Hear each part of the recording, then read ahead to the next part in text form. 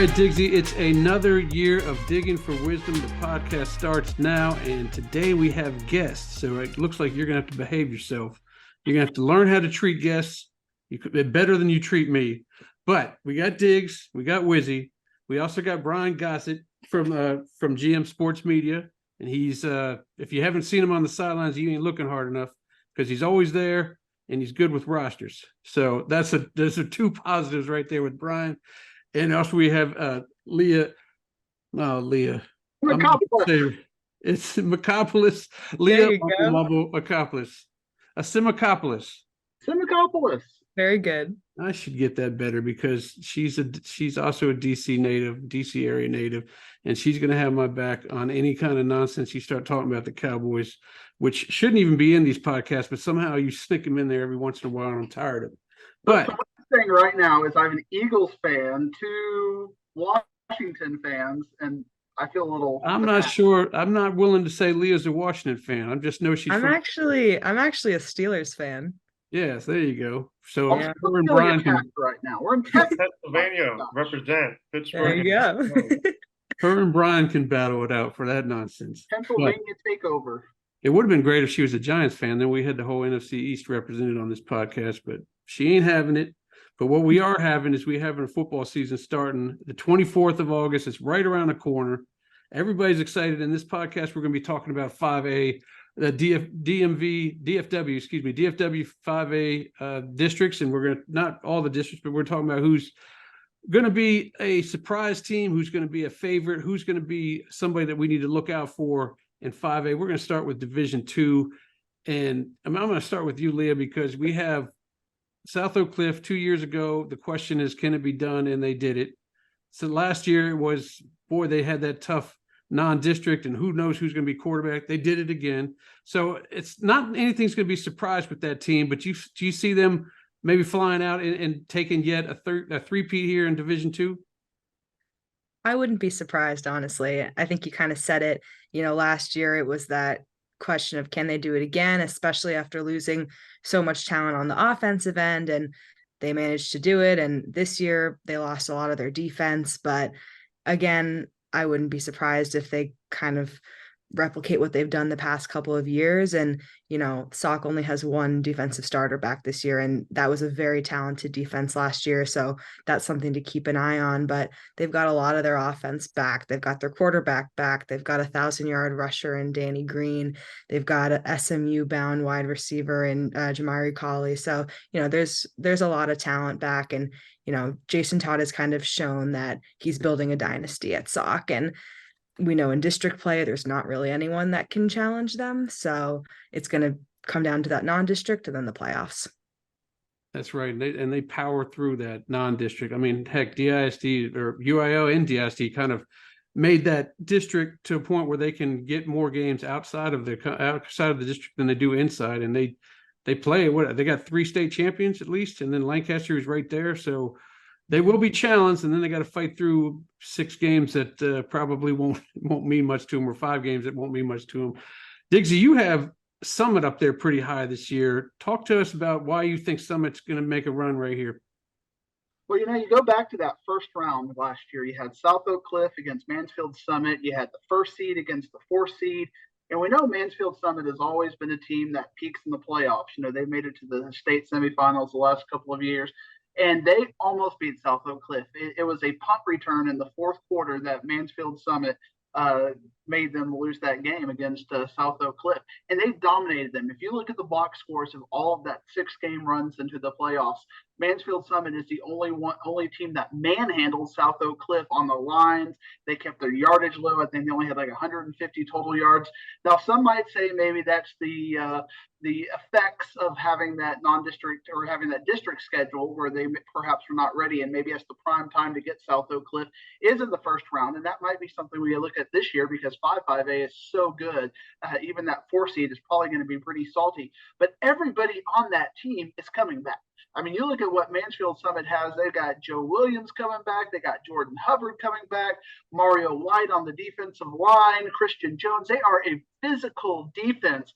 And if you talk to the South Oak Cliff coaches and the fans, they look at that Mansfield Summit like that's the team we were kind of worried about. That was the team we worried about having matchup problems with, and they took it to us. So now you've got everybody just about coming back on that team, and they have the confidence of knowing that we took the state champions to their brink last year. I think Mansfield Summit is a dangerous team this year. Yeah, and they got off to such a poor start. Remember, they got kind of stomped out in their non-district games, and people paid them no mind. And then all of a sudden, they just came on strong as they normally do. Got into the playoffs and did some things. You know, you look at Division II, and all the districts are going to be close. Now, it doesn't mean they're all going to be state contenders, but they seem like they're going to be close. I'll get back to 3-5A in a second, but 4-5A, and I'm going to talk to Brian here for a second because when you looked at the districts when they first aligned, it looked like Colleyville and Grapevine are going to have a huge gap between them and the Fort Worth teams. Well, that wasn't true last year. Arlington Heights ended up being second. They got past Colleyville Heritage, and this year I'm a big fan of Wyatt, especially with Cade Barrett back there at quarterback. Talk to me about some of the Fort Worth teams, and can they bridge that gap and maybe even make a run at the title there in 4-5A? Yeah, I mean, Arlington Heights had wonderful year last year. It was actually Phil Young's last year because he announced his retirement in June. DC Curtis James took over, was promoted in July. But, they were the best team in Fort Worth ISD last year, won 10 games, even won a playoff game, which actually was the first for Fort Worth ISD since 2016. And even then, that year it was Dunbar beating Wyatt. So you kind of have to go even further back to find a Fort Worth team winning a playoff game against a team outside of Fort Worth ISD. The big question for Heights, you have to replace their star running back, Brian Furch, who almost scored 30 touchdowns on the ground. Lucky for them, though, quarterback Eric Ozoko is back. He can run, he can pass. He rushed for 600 yards. Defensively, they're led by Alberto Chavola and Keith Gertry. So I think they're not going to win 10 games again unless they find someone just as good as Brian Furch. But I think that's not very likely. I still think they are a contender just to make the playoffs. But like you said, I think Wyatt has a good chance to be, that team this year. They have a chance to be the best Fort Worth team this year. They had a strong start last year. They won their first 4 games, 6 of their first 7. If you look at the returning quarterbacks in that district, Wyatt probably has the best returning quarterback in Cade Barrett, who's going to be starting now for his fourth straight year. He's been starting his freshman year. Another dual threat guy that can just beat you on the deep ball or beat you on the ground. But he's going to need some help. Ashton Larkin comes to mind. He's a running back, but he also plays in the secondary. I think another player to watch is Malik Franklin, who should be playing corner and wide receiver. Maybe the fastest guy in that district. He actually won a state title in track, I think in the 100 or 200 meter run in the spring. But yeah, I think Wyatt, in the last couple of years, the Fort Worth ISD has kind of been catching up to some of these other schools like a Grapevine or Colleyville Heritage. I know, and Diggs has Wyatt ranked 15th, and I think if you ask him off camera, he might push him up a couple, 2-3 after seeing him a couple games. So I'm big on Wyatt this year, just like I was big on the Heights last year. A lot of the talent in Division II, though, is coming up north. That's not named SOC, and you got your Lovejoys, Argyles, Melissa Emerson. I know the first time I met Lia, we were at the Lovejoy Argyle game, and the poor girl needed something for her carpal tunnel because that score went out of hand, and she was writing like crazy on that one. But maybe talk about those two teams because they're going to be meeting early on. Matter of fact, Argyle meets Melissa week 1 and then heads to Lovejoy. Talk about those 3 teams and what you think might happen out there. To this day, I think that Lovejoy Argyle game is one of the craziest games I've ever covered. It was 42-42 at halftime. I wrote my entire game story from my phone, and then my editor tore it up because it was so bad because it was written from my phone. But that was like one of my introductions to Texas high school football, and I hope that we get another game like that this year. But I mean, I think all 3 of those teams are really interesting. Lovejoy is a team that I go back and forth on a lot, and I always want to rank them high because they've got so much talent, but it just feels like they haven't quite been able to put the pieces together. And, this year is going to be interesting because I still can't totally understand and justify what exactly happened last year in their quarterback situation.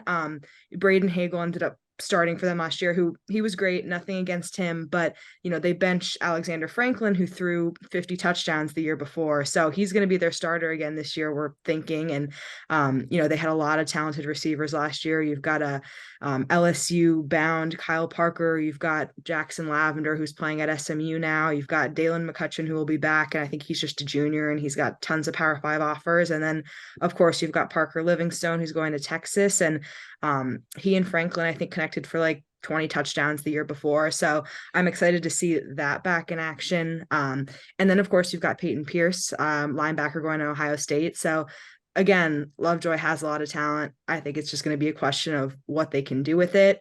And of course, Melissa got the best of them last year. And I think it would be kind of safe to predict that will happen again this year. Melissa's been pretty consistently strong, whether it was in 4A or 5A. They've won 11 games their last 3 seasons. And this year they've got back defensive lineman Nigel Smith, who is the highest rated, most heavily recruited player in program history.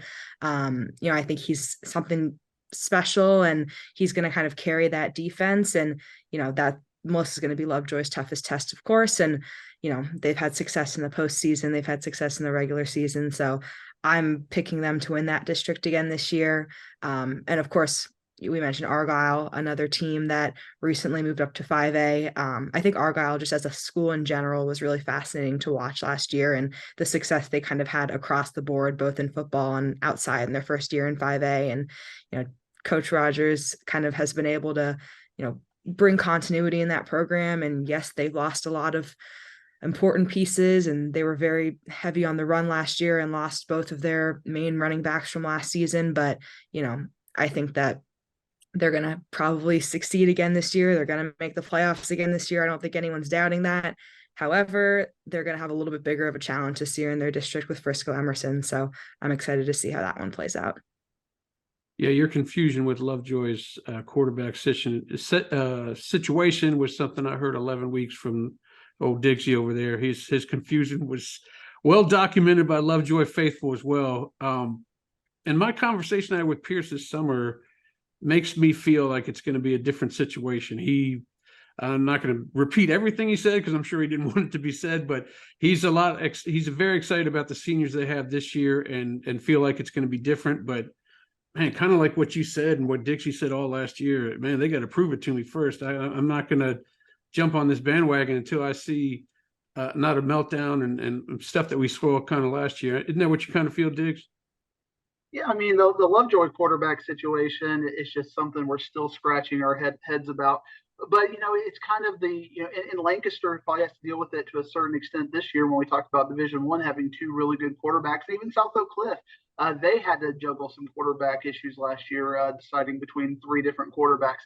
So if Lovejoy can get that quarterback situation worked out, they are very talented. But the knock on Lovejoy has been playing those very physical games. But what I like about Lovejoy is that they're challenging themselves in non-district. We got Argyle, we got College Station, which is the first game of the Tom Landry Classic, and College Station is a highly ranked 5A Division I team. And they've got North Crowley. And as Brian could probably speak highly of, North Crowley is that team this year. We're very high on North Crowley, even though it's a 6A team. North Crowley is probably one of the best 6A programs this is their best 6A version of that program. So they're challenging themselves. So I think we're going to get a lot in non-district about how they're going to play. Obviously, that Melissa game is in week 11, the last game of the year, and they've had some very weird things happen. I think 2 years ago, they had that game against Frisco Liberty on TV where they lost and kind of fell apart. And then last year, it went back and forth from Thursday to Friday and the rain and all that. And then they kind of dominated Melissa until the end. And then they had that 2-point conversion for Melissa to win that game, by 1 point. So Lovejoy, I think they know now they have a lot to prove. And Chris Ross is a fantastic coach. And I think he is going to be playing that up that, guys, even though we have all this talent this year, we are kind of considered the underdog. And how does that feel? You got that, get that chip on their shoulder and prove something this year. Kind of reminds me of how Sock kind of went into 2020, 2021, where they kind of felt Alito was that hill that they had to overcome. I think Lovejoy is viewing South Oak Cliff as that hill that they have to overcome. Yeah, Coach Ross has got to try something because they got the talent there. Whatever method he can get to motivate him, he's got to try something. Let's I'm beating my chest for Melissa this year. That's you may be talking Summit, but I got a good feeling about Melissa, and I'm usually wrong about everything. So Melissa fans are probably ready to shut this thing off. But that's who I'm beating my chest. Is there any before we move on to Division I, any kind of underdogs you guys want to talk about? I know Leah, you mentioned Emerson, and they didn't even graduate anybody because it's a newer school or didn't graduate much, and they got a new quarterback over there as well. Yeah, Emerson's going to be my pick as a team to watch this year. I mean, I had them actually as my sleeper in the playoffs last year. That did not pan out how I had hoped because Colleyville Heritage beat them, which I was not expecting. But, I think they're in a very unique situation. You've got all 22 starters back. There are not that many teams in the state that can say that. And you've added a 4-star Oklahoma pledge at quarterback from Allen. So, it's a pretty unique situation. And what they were able to do in their first year, going 9-2, being the first Frisco ISD team to make the playoffs and have a winning record in their first varsity season. I mean, that's an accomplishment and impressive in itself. And you don't lose anybody. So it's kind of hard to think that they're going to take a step backwards, especially in a district that, is going to have to replace people and is going to have to, their opponents in their district are going to have to kind of go through some growing pains that they won't have to go through. And, we got to talk about Mike Hawkins, of course. Quite the off season for him, transferring from Allen after, some issues in Allen with a racist slur being written on his family's home in Allen, and that kind of prompted them to leave. And then there was an eligibility battle of whether he'd be able to play, and now he can just play football. So, he obviously had success in Allen enough to get him to Oklahoma, but, he's got plenty of talent around him. So I'm very excited to see what that team does this year. And I wouldn't be surprised if they win their district. Should be interesting. Matt, you or Brian have any sleepers that you want to talk about in Division II, or at least somebody to keep an eye on and maybe go 2 or 3 rounds? Taking that as a yeah, if we're sticking with Tarrant County and closer to the Fort Worth city limits, maybe perhaps Everman. They went to the area around last year. Obviously, it's a good district along with Summit and Midlothian Heritage. As long as you don't finish 4th in that district, you don't have to play sock in the first round. But Michael Boone did a great job with them last year. Most wins in districts since 2017, most overall since 2015. They do bring a lot of key players back. And by the way, they also played for district title in week 11. Very close, 35-34 loss to Heritage. But yeah, look for their quarterback, Jarian Bassett. He's another dual threat guy. Eric Mills, who was one of the top running backs in Tarrant County, he's gone, graduated. So they're going to put a lot more on Caden Brooks, who had I was at that game, the playoff game against Seagoville, and yeah, I mean, Caden Brooks ran for almost 200 yards, 3 touchdowns. So look for him to kind of shoulder the load. Defensively, a lot of great guys graduate as well. Kyron Kennedy is a name to look out for. He was second in tackles last year at 83, and he forced and recovered 4 fumbles. So I think Everman they're definitely going to win a playoff game as long as they don't line up with Sock, and we'll see what that area around. And I kind of got to talk about Burleson a little bit. I think they could make the playoffs. They could be a surprise pick for the playoffs, maybe the 4th seed. Chad Worrell's the head coach now. He came from Brock and Ocampo, but he really built up Brock to what it is today. And, shout out to our friend Lauren Cherry, who's at Burleson now on the football staff.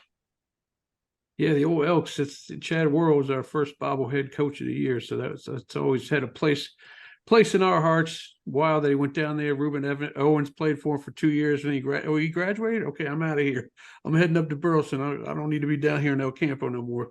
Diggs, you got any surprise teams or no? Well, our esteemed guests really handled a lot of the highlights. A couple of teams I just want to point out, maybe not at that 2-3 playoff, 2-3 round level that you indicated, Wizzy, but I like Terrell this year. Terrell is probably the third place team in 7-5A. They had an upset win last year, had to win a couple rounds deep. I think they could really play upon that success because they're very run heavy and running travels very well. So Terrell having to travel out here to Collin County and also out to East Texas in the first round, I think they're very well suited for success. A team I think you may be seeing very early in the season, I'm excited about kind of at a micro level is Seagoville. I'm excited to see how Seagoville can progress and progress in the North Division and that 2 division thing. And then a team I'm kind of high on in 3-5A right below Argyle and Emerson is Lake Dallas. Lake Dallas is a very talented team. And if they can get in there, they can make the playoffs. The way that kind of works out, they can get out of that first round game because that 3-5A, 4-5A battles can be brutal at times. They can go 2-3 deep as far as that goes. You get out to West Texas; those are very winnable games out there, and then they have to beat the people in their district again, playing Argyle and Emerson in the second time in a third round or fourth round setting. So keep an eye on Lake Dallas. They're very young. Cade Bortnam, Dylan Rockel, both coming back at quarterback and running back, and I think that was a very powerful offensive duo. So keep an eye on the Falcons. And Keondae Hendry is a great receiver as well for them. So you're good on that one. Let's move up to Division I, where last year everybody was talking about 3-5A. Just when they realigned that division, that district, there was like 6 teams that had won a district championship the year before. 2 of them were tied, obviously, and it was a good district to play. But I don't know if it's going to be as close. I mean, Gosset, tell me about that Aledo team, because I think as the other teams suffered from graduation, I don't know if Aledo suffered anything except for a loss at the top. Yeah, they started this kind of great run in 2009 with Jonathan Gray, but since then, I don't know how many years we go in and we don't pick Aledo to win a state title. I feel like a lot of people didn't pick Aledo to win state last year. It was their first year in D1, 5A D1, and they had a lot of questions in different spots. But they played 2 really good teams in Dallas Parish and Guyer to start the season.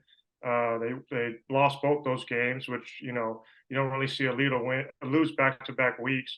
But as soon as they hit district, they start to roll again. They're up to their national record, 111 straight district win streaks that dates back to 2007. And then, they get in the playoffs. They always get better and better. Won some very tough games. Remember going to that state semifinals against Longview and Dallas. It was a 2-hour rain delay just to settle for the last minute of the game, but they were able to hold that off. And then obviously the big blowout win against College State. But yeah, they bring ton of talent back. It starts obviously with the quarterback position, Hoss Haney. He's a 4-star kid, committed to TCU in the offseason. 2 years ago, he played wide receiver when Braden Nicolosi was QB. And so, just a gifted athlete, just wasn't sure what he was going to do at the QB position. But, I think he surprised a lot of people, 3,300 yards, 35 touchdowns, another dual threat kid that can run the ball. He was offensive game MVP in that title game against College Station.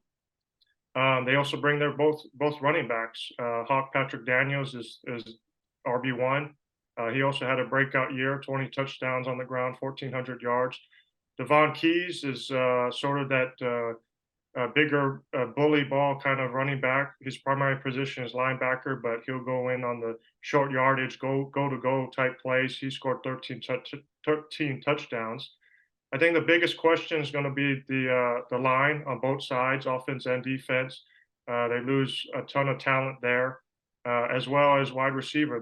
Their number 1 kid was Jalen Pope, who ended up setting a record in that state title game against College Station. I think he had 228 yards receiving. But a kid that I like in that position could be Caden Finley. He was just a freshman last year, but I think he averaged maybe 15 yards a catch.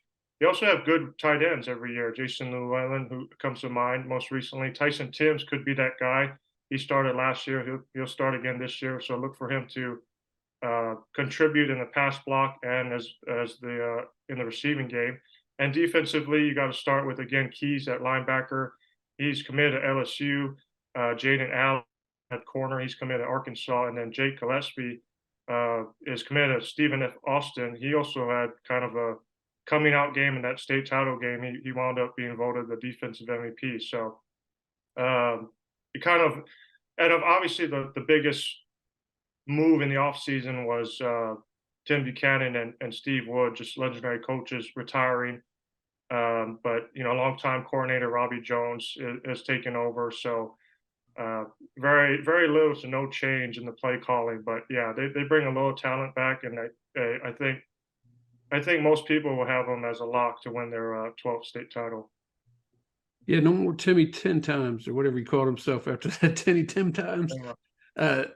Is the transformation to head coach, Diggs? It's not going to hurt him that much because, I know we talked earlier on our district breakdowns. You don't even see a team being within 3 touchdowns to them until they maybe get to the state semifinal, right? Aledo is a very, very good team. And I think, there's starting to be this reflection. I think by October, we're going to have some finality to it, that this is going to be Aledo's last run in 5A. A lot of people think that they're going to be going up to 6A. And when you go up to 6A, it's a completely different ballgame. You start to think about the fact they're probably going to be with North Crowley and Euless Trinity in that district. And then you got to get through Duncanville. And it's a whole different ballgame. So there is this, this quiet kind of solemnness that Aledo might be on their last run. Now, Aledo might really relish the challenge of 6A and enjoy that, but they're obviously not going to be a favorite in 6A when that goes. But that's next year. But this year, but that's part of what I think has to be in there, because I get very nervous because I think of Denton Guyer last year, and to me, Denton Guyer was kind of a stone cold lock to make it to the state finals, and they really didn't play a very competitive game until that regional finals when DeSoto popped them, and then our state semifinals. And Aledo, I worry, might have that same kind of issue. New coaches are very hard to win. It's very hard to win a state title in general. Having a new coach do it, even though he comes from that pedigree of that tree line, it's still. I think we saw that with Denton Guyer. But I think I asked on Twitter, who's the last person who won the state championship their first year? And I think it was Coach Wood after taking over Coach Buchanan's, kind of tree line there. So obviously, if a team is slated to do it, Aledo is. And you heard a lot of power name schools when Brian was going over his name. LSU, a bunch of big names and big recruits. Aledo last year, there were a bunch of young kids who were very unproven, and they all kind of built into the roles. How will they do it as the favorite? Or, because last year, everybody picked Longview. And it was like Longview, Aledo, when they play each other. Longview's going to beat Aledo, and Aledo had that chip on their shoulder. And I think Coach Buck really can lean into that. Now it's going to be Longview looking like that. Everybody's going to be targeting Aledo. So I think Aledo has a pretty good run to the state semifinals. But I don't think Aledo's going to win the state title this year. How about that? Fight between Brian and Diggs. I love it. If it's not going to be them, it's probably going to be, if they don't make it to the state title game, it probably a 7-5A team may step up and get them. Lia, talk to me a little bit about Lancaster. I know there's a lot of talk about Longview, but Lancaster, they always have the athletes, plus they brought in a couple more transfers. So talk about that team and how you think they might be dangerous in Division I. Yeah, that Lancaster team was one that we were kind of watching from the beginning of last season. Leon Paul has kind of built something there. He's got a lot of talent. And I remember I spoke with him before last season, and he kind of just listed all these guys. He said, here's like a dozen guys I've got that are going to go to Power 5 schools. And, back then I was like, okay, sure, whatever. And now here we are. He's returned almost his entire offense and not as much of the defense, but then you've got a player like Corian Gibson, who's going to Clemson, I want to say. Yeah. And at cornerback, and, that he's one of the best in the state, one of the best in the nation. So, that Lancaster team, it's going to be a tough district. And I know that Longview matchup is one that year in and year out he's talking about, and that kind of got them again last year. But, they've got 2 quarterbacks. We talked about that earlier, and they kind of split time, Jaquavius Pipkin and Carter Jones, and they combined for nearly 3,000 yards, 22 touchdowns last year. And Leon Paul said that's going to be kind of the situation again this year, probably with them splitting time. They've got their top wide receiver back. They've got Kewan Lacey, one of their top running backs, back, who's going to Nebraska. I mean, there's a lot of big name players on that roster, and it's another question of, are they going to be able to put it together? And, I had Lancaster going even further in the playoffs than they did last year. I think we can see them make a deep run, but again, I don't know if they're quite at that level of Longview and Aledo. It may be a little bit of time until we see them at that state semifinal, state final level, but I certainly think they're building something there, and I wouldn't be surprised if that's in their future coming up soon. And they get Longview at home this year. That's I've made that a point in our district breakdowns that you can give up 6 points just by playing at Longview. So maybe that can be a bonus for them playing them at home. They also got the transfer in from Irving MacArthur. Brandon Henderson was pretty good. Coach Paul did mention to me, just like you, sticking with the two quarterbacks. I know Diggs is not happy with it, so I try to get Coach Paul to back down. He wasn't about to back down. He's standing by it. He's like, hey, what am I going to tell their parents? And if they both have talent to play, I'm not going to say, okay, one of them's going to sit here and not have a chance at a college scholarship if they both have the talent to do so. So take that, Diggs. That's what you get. 2 QBs. But let's talk about another team that on a maybe not as much of a scale as South Oak Cliff as far as playing when they get into district play. They don't get much competition, but Timberview kind of rolled through their district last year and actually went fairly deep in the playoffs as well. Talk about how good they might be, Brian, and they got a new head coach too.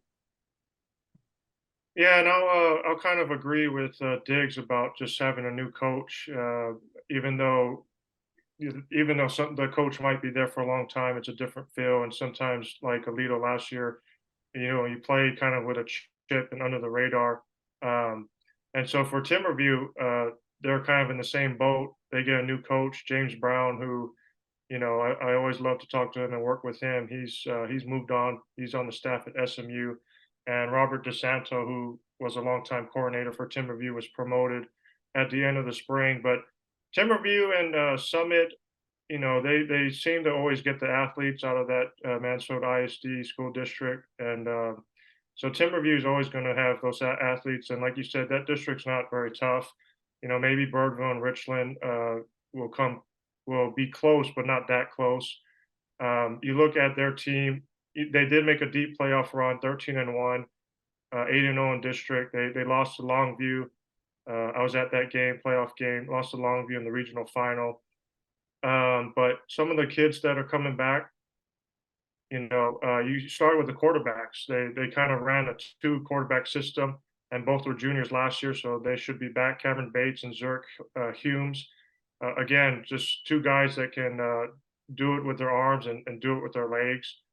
Some of the top running backs have graduated and are gone, so they may have to fill a void there. But again, they have the athletes that you can kind of stick anyone in the backfield and they could pick up a good chunk of yards. I think Jalen Woods could be slotted at running back 1. He averaged 8 yards per carry last season. He was kind of the number 3 guy. They don't throw the ball much. Timberview typically has never been that way, but if they were, I would look to Tyler Madison as being that guy in the receiving core. He's also another fast guy, another track guy. Ran a 10.65 in the 100-meter dash last season. And then defensively, again, just kind of like Summit, they're just athletic at the line everywhere. The secondary linebacking core. That's a group that allowed 16 points per game. So I think Timberview can make another deep playoff run. I'm not sure about to the regional final. Kind of see what Diggs thoughts about that, but yeah, in Region 2, Timberview's got to be one of the top teams. What do you say, Diggs? That 5-5A versus 6-5A matchup, it's pretty solid, and you're going to get a good team out. The 4th place team in District 6-5A is going to be very good, and I think District 6-5A, the Frisco district, is one of those districts where we have a lot of parity and a lot of questions on. I know that on social media, Ward, you've been having to try to protect me against all the Frisco Reedy people who do not like my thoughts that I think Reedy's going to be a little bit down. It's not that I don't think Reedy is going to be a good football team. I just think everybody in that district is so good. When you look at District 6-5A, I think you have a pretty clear number one in Frisco Lone Star, but from like 2 to 7, you can look at a lot of people and say, well, if this goes right, if they have one player develop, if one thing goes right, one weird turnover. And Frisco Reedy felt like they were blessed last year. I don't know how many plays of the week they won on your show last year, Ward, because they were doing all kinds of crazy things. I think a little bit of their luck has run out, and they have to have a lot of young kids prove themselves. A lot of people that have talent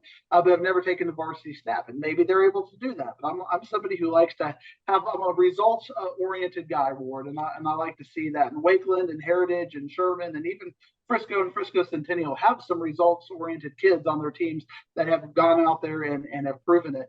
I really like Timberview, but in this region 2, it is so strong. 1 or 2 deep, you're playing somebody who's a top-ranked team, like a Longview or Lancaster, or even when you get down into your area, the Houston schools. Even if any of those survive the 7-5A, 8-5A battles, you're going to be pretty good if you come out of that group. Port Arthur Memorial or Barbers Hill spring to mind. So if you go 2-3 deep, you are battle tested and you're going to be ready to go. So whoever comes out of Region 2, I think Aledo has a lot easier of a run, but I think they'll be ready to play Aledo.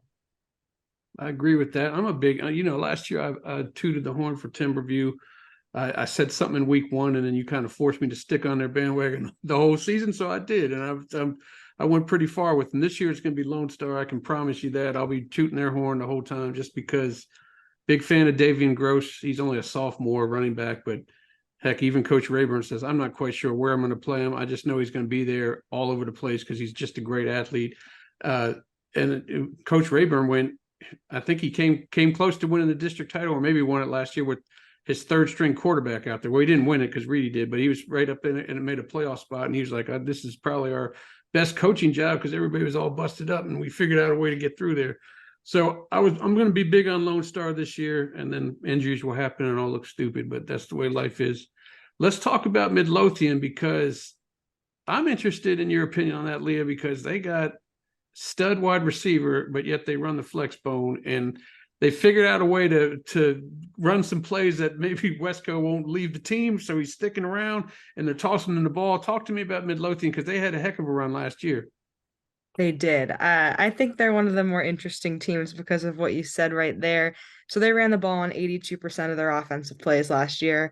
They also have the 16th best player in the nation at wide receiver for them. So it's just a weird situation. But, Wesco led all receivers in the area. He had over 1,100 yards receiving, 17 touchdowns. He's going to Clemson. I'm sure he's going to have another big year this year. They were great last year. They were undefeated in the regular season. They finished 12-1, I think, went a couple rounds deep. And they've also have their quarterback back. Their coach's son, Drew Wendell, is their quarterback. So you've got that connection between him and Wesco returning. I think that they're going to have similar success this year, possibly win that district again this year. And, he's a player, Brian Wesco, that we're kind of all waiting to see what he can do this year. And, last year was a big breakout year for him. So I wouldn't be surprised if he builds on that and maybe takes them a little further in the playoffs this year. I mean, that district alone has 2 of the best receivers in the nation, with Micah Hudson over there at Lake Belton. It's for a team that runs, they're going to, and you said, what do you say, 80-something%? I mean, they can lull you to sleep with that, and then all of a sudden your boy's gone. He only needs to make 4 catches and make a major impact on the game, because they've already put you to sleep with the running game. So that should be interesting to me. The team that makes me scratch my head in Division I is Denton Ryan. Somebody tell me who's on that team. Who's on the team? I don't know who's on the team. Somebody tell me who's on the team. And I mean, where will they fall in this thing? Diggs, you got them at 10. Is 10 a good spot for them, or do you think as they play some games they'll go up or down? I mean, are they which way are they trending? I don't even know what to say about the squad. It's hard to know, but I think that their hashtag, the motto that they're kind of rallying around this year is hashtag still Ryan. And I really like that mindset that, you might not have heard of our team. You might not have heard of our players. We might not have that D1 player, but we're still Ryan. And I think they're really trying to leverage that into this season. And they could be a very scary team, because I think if we start to take them for granted, they're still Ryan. I think we remember last year that kind of complete meltdown they had against Red Oak in the playoffs, where they blew the 21-point lead and lost in overtime.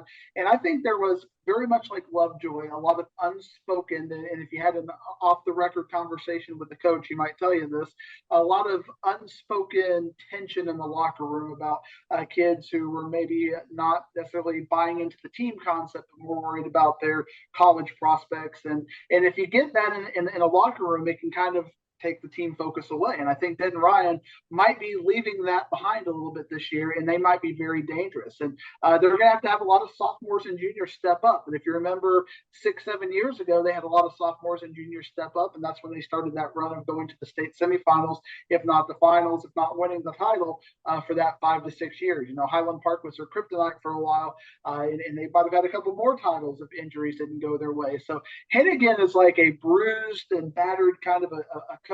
That's when you're dangerous. That's when you're throwing haymakers and hooks and, like Mike Tyson and Mike Tyson's punch. I don't know if you remember that game, Ward, but, he hit you with one shot that first 90 seconds and you're gone. Denton Ryan is kind of that team for me this year. And now, last year we spent all of our time talking about that Aledo Denton Ryan game, and that they're going to play twice. And now Alito's just looking at Denton Ryan like, that's just another team. That's a very dangerous mindset to take. And I know Denton Ryan's really going to cherish that. Remember, Alito had that kind of mindset last year. Could Denton Ryan be that team this year? They're dangerous teams. I'm not, I need to see some data on them. I need to see them play. They start out against New Braunfels. Remember, New Braunfels beat them last year at that was another collapse. They had a collapse at the beginning of the year and a collapse at the end. Got a perfect bookend. So keep an eye on Denton Ryan. But I mean, and they got Dillon Arkansas, Trey Bates, a couple of defensive players. Braden Mussett is expected to take over at quarterback. But you never know. Off season, you got to put the product on the field. I'm very excited. Denton Ryan's one of those teams I can't wait to see how they're doing in week 1. Thursday, I'm going to be pulling up that box score and see what I learned about Denton Ryan. There you go. All right, let's talk dark horses. I'm not going to try to force this on you, Brian, but Burleson Centennial is another one of those teams that has the kind of wonky offense that you don't see all the time. Could that be good for a win or two and maybe get them a couple 2-3 rounds? Oh yeah, for sure. They run that triple option offense with Kyle Geller, and they ran it pretty well last year. Philip Hamilton, the quarterback, had a terrific year, helping that team go 12-2. Ended up being the most wins for any Burleson team. Then they went 4 rounds deep until they had to run into Aledo again. So they had to get bounced out. But they do graduate a lot of kids. 2 kids that I'm keeping my eye out for is Iverson Moore and Aiden Hicks. Aiden Hicks plays both ways. He plays corner and plays running back. Iverson Moore is listed as a quarterback, so we may see him replace Hamilton. Also plays basketball, so he's a good athlete. But yeah, Centennial, I see Diggs has them 7th, Centennial in his D1 rankings. I don't think they'll have the same type of success and record, but I think Centennial is good for 1 or maybe 2 wins in the playoffs. Yeah, that Philip Hamilton graduation is going to be a gut punch right there for Coach Keller, because he did so much on offense. He ran that wishbone so well, man. It was to perfection. Lia, they kind of mentioned, we mentioned a little bit the Frisco district, but we kind of glazed over Wakeland, and they got a solid quarterback there too. Do you think he could get, he's got the experience. You think that's a team that may be able to get a round or 2 in? That's who I was going to say as my potential sleeper. I mean, that district is really tough, as we've said. I think it's so hard to predict who's going to win that district. I know Lone Star's probably the team to pick, but I could see Wakeland winning. I could see Reedy winning again. I think the case for Wakeland is Brennan Meyer. I mean, his numbers last year, he threw for 3,400 yards, 39 touchdowns with just 6 interceptions.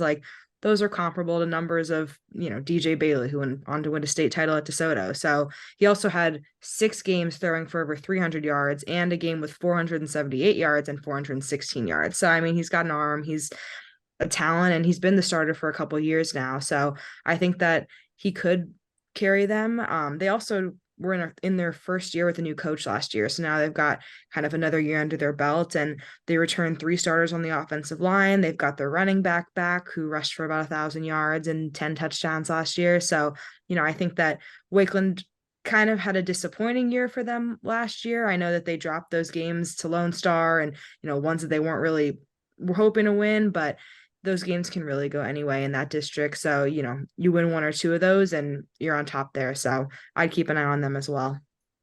Yeah, that's an interesting comparison and a good one too, him and DJ Bailey. You don't realize at the high school level how key that touchdown to turnover ratio is. If you're only throwing 6, and I think Bailey only threw 2, you're really saving your defense a lot. I mean, you're keeping the ball on your side and you're not flipping it over left and right. I know Eaton has a quarterback coming up that's getting a lot of props these days, and he had like 11 picks last year, and that's what may have kept him down if he can knock that out. But we'll talk about that in the 6A.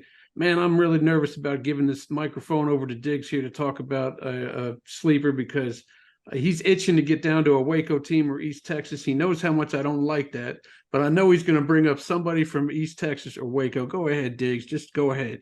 I don't know why you hate the inclusivity that we. I don't like the inclusivity. We are DFW through and through. But we're very inclusive, and really when it comes down to Region 1, it's coming down to that District 3-5A versus 4-5A matchups. And the successes there, we're talking about some of the big teams we talked about Burleson, Centennial, Midlothian. Where did their seasons end? They ended at the hand of Aledo. So it's those games that really determine how far you get to go. And, you look at 3-5A, most everybody's going to agree that Aledo, Burleson, Centennial, and Denton Ryan are your top 3. There's going to be a fun battle for number 4. And I think that could be your potential dark horse, whether it's a Brewer or Justin Northwest or even the Colony or even our friends in Azle might be part of that conversation. But then in 4-5A, I really like those top 4 teams. And it comes down to the fact you got Midlothian, you've got Red Oak. I can talk about Red Oak, but they're far enough north. But Killeen Shoemaker and Lake Belton are very, very good teams this year. I've got them very highly ranked. And that's your first round games. You look at that no matter what happens. Killeen Shoemaker, Lake Belton, or Red Oak, whoever's 4th gets a Lido in the first round. I mean, and these are really good teams that we're talking about here. And whoever's 3rd in this district is going to get whoever is 2nd, whether it's Denton Ryan or even Burleson Centennial. So you're going to have some banger games in the first round, and they're probably going to all be playing each other again because 1-5A and 2-5A are not your strongest districts. So that's really going to be the strength of Region 1, or those kind of 7 teams and how they kind of come out. I'm not going to talk about Killeen or Ellison or Waco or even Granbury or Cleburne. I know they got some new coaches over there. You're talking about saying Leah's last name. You just got Granbury's coach's last name down, and he left too. So. Yeah, that was worse than trying to figure out Leah's, because Leah's I at least practiced. Boy, I wasn't even trying to practice that, guys. Even though it was easy, it was like cheese something or other, right? Right, Brian? Cheese. Say it again. It's something like Cheez-Its. Yeah, but it had a bunch of Z's and all sorts of letters in there that I wouldn't pick in Wheel of Fortune if you paid me to. But if you're a Scrabble master like I am, that could help you out. Some of those letters, get the Z on there. But a team I'm very excited about, and I'm growing more excited about, is Forney. I mean, that's a team that they got the transfer Kelvin Riggins came in there. Their quarterback, Kevin Joyner, is really developing. He's starting to get some buzz. When we filmed our district preview about them, that was like 2 months ago. My question about Forney was who was going to be the team, who's going to be the quarterback, and could they have that one more defensive piece step in there? Well, they got a transfer and they've got a quarterback developing. So, we're going to be talking about Longview and Lancaster, rightfully so. But Forney is a team to keep an eye on as well. And they're going to have to probably make a trip out to the Houston area. I know you'll probably get that filmed, Ward, so you can double dip with whoever else out there, Barber's Hill or something. But Forney is definitely a team you should keep an eye on. And I don't even like the East Texas schools. I was very disrespectful at the mouth. I was invited on an East Texas podcast a couple of nights ago, and I just started running down. They're like, tell us all about these East Texas teams. Like DFW, man. All the power is in DFW. That's what I like to hear. they all left kind of mad at me. Way to So, represent. That's what I like to sorry, hear. our friends in East Texas, but Longview, I still got you number one. Not number one in the area, but number one in your district. Once we start an East Texas show, I got to take everything back. Boy, I'll be sending out apology tweets throughout the whole state of Texas with that. But I'm going to go back to what you said about 4-5A. That's a good point, because it's not only you're not fighting that whole season to make the top 4 to make the playoffs. You got to make the top 3, because you're about to get bounced if you ended up in 4th. You're going to get bounced real quick. So it's a little bit more of a challenge. And 40, don't forget about Aaron Flowers over there. He's going to be a solid player for them as well, the Jackrabbits and Coach Fleener. All right. I appreciate it. I appreciate everybody jumping on here, man. We previewed 5A. This thing starts Thursday the 24th. Everybody on this call needs to worry about getting me a birthday gift for Saturday. I will send out my list at some point. 26th. Let's make it $30 or up for a gift for me. Let's try that and see what y'all. I'll get you rosters. Lord, I'll get you rosters. Yeah, give me $30 worth of rosters. That'll work. But I appreciate it, Lia. I will see you on the sidelines. I know Gosset, I'll see you down there second half. I know that you spend the first half up top, but bring a roster when you come down. Me and Lia are troopers on the field at all times. We ain't never leaving the field.